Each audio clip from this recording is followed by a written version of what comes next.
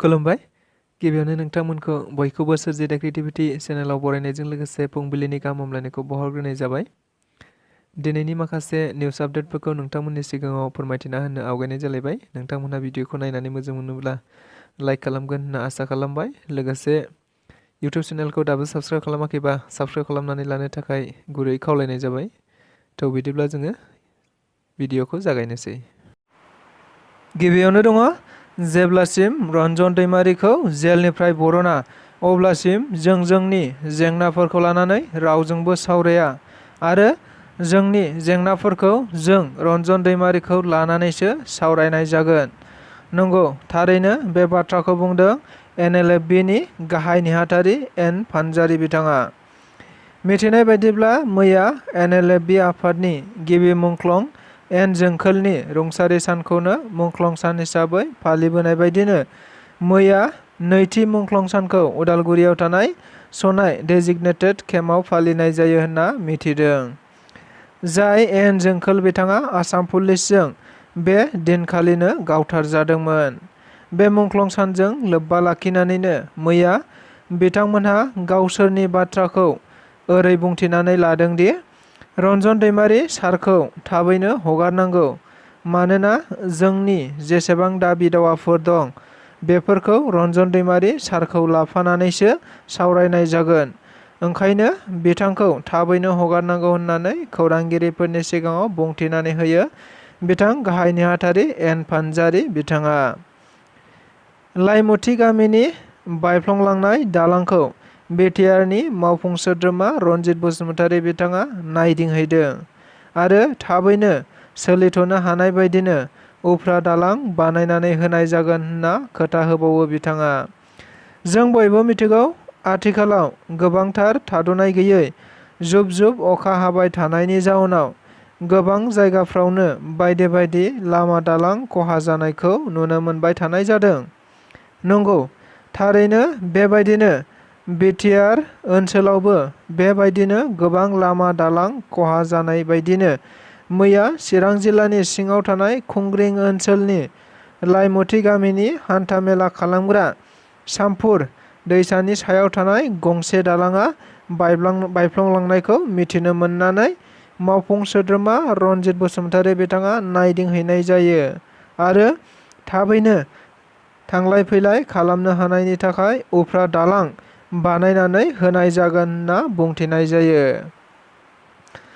मोसा गावथारग्रा सानै सुरां सिखारिफोरा गावखौ हाग्रा बिफाननि आखायाव गावखौ गथायदों। थारैनो बेबो जोंनि रायजोआव मोनसे जोबोद गेदेर जेंना जानानै फैदों, जायखौ लानानै आथिखालाव आसामनि गिबि मन्थ्रि डक्टर हिमन्त बिश्व शर्मानि गोख्रों बिथोनाव गोबां सुरां सिखारिफोरखौ हमबाय थानाय जादों।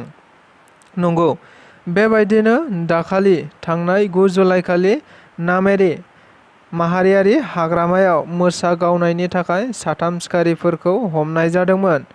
फारसेथिं गुबुन सानै बेरग' दैमारि आरो गन बर'आ खारखोमाना दं होननानै मिथिनो मोननाय जादोंमोन। जायखौ लानानै ओनसोलनि गोबां रायजो राजा आरो नदुवार दखरा दुलाराय बर' फरायसा आफादनि हांख्रायनायाव मैया फुंनि 10 रिंगायाव दिफ्लङा फरेस्ट रेन्जनि DFOनि आखायाव गावसोरखौ गथायनाय जायो होननानै खौराङाव मिथिनो मोननाय जादों। रायजो सरकारनि गृह प्रबेश बिथांखिनि जोहै मैया साननि गिबि मन्थ्रि डक्टर हिमन्त बिश्व शर्मानि बिथाङा बिथोन होनाय बायदियैनो गासै आसामावनो MLA, MP, MCLA आरो गोबां अफिसारफोरखौनो न' बेखेवनायखौ नुनो मोननाय जादों।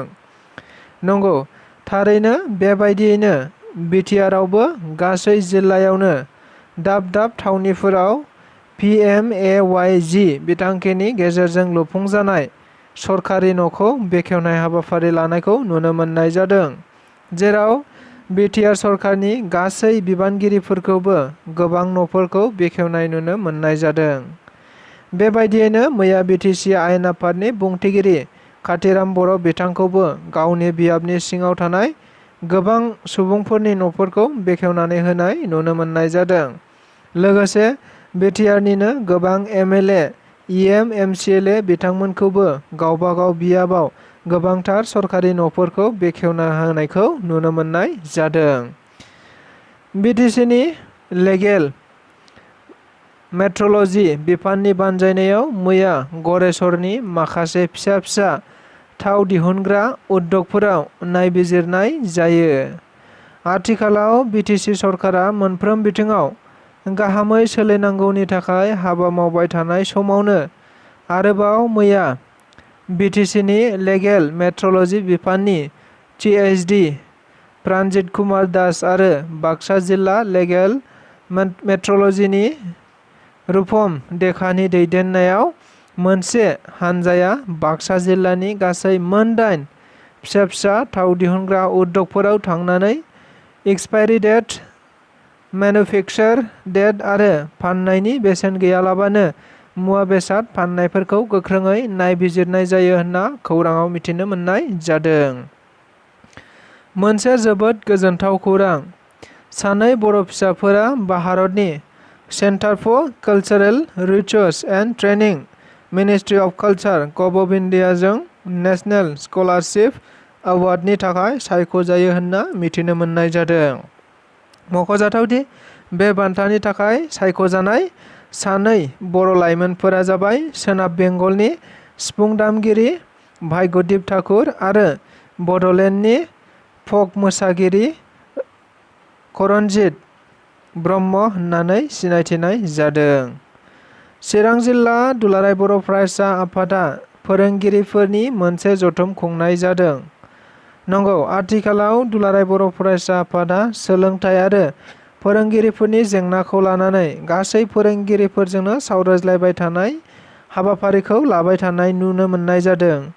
थिग बेबायदिनो मैयाबो चिरां जिल्लानि बानजायनायाव गासै मोन 3 दखरा दुलाराय बर' फरायसा आफादनि सिङाव थानाय गासै गुदि, गेजेर आरो गोजौ फरायसालिनि गासै फोरोंगिरिफोरखौ लानानै जेंनाफोरनि सायाव सावरायलायनाय जायो होनना मिथिनो मोननाय जादों। मख'जाथावदि बे हाबाफारियाव एबसुनि गाहाय नेहाथारि कनिन्द्र बसुमतारी बिथाङाबो बाहागो लाफैनाय जादों होननानै खौराङाव मिथिनो मोनबावनाय जादों। बेजों लोगोसे दिनैनि रादाबा बेखिनियानो। नोंथांमोना जुदि नायनानै मोजां मोनदोंब्ला लाइक खालामगोन, शेयार खालामगोन होनना आसा खालामबाय। लोगोसे बेबायदिनो सानफ्रामबोनि गोनांथार खौरांफोरखौ मोनबाय थानो लुबैदोंब्ला आरो नोंथाङा इउटुब चेनेलाव गोदान फैदोंब्ला जाहाथे इउटुब चेनेलखौ साबस्क्राइब खालामनानै लागोन बेखौनो गुरै खावलायनाय जाबाय।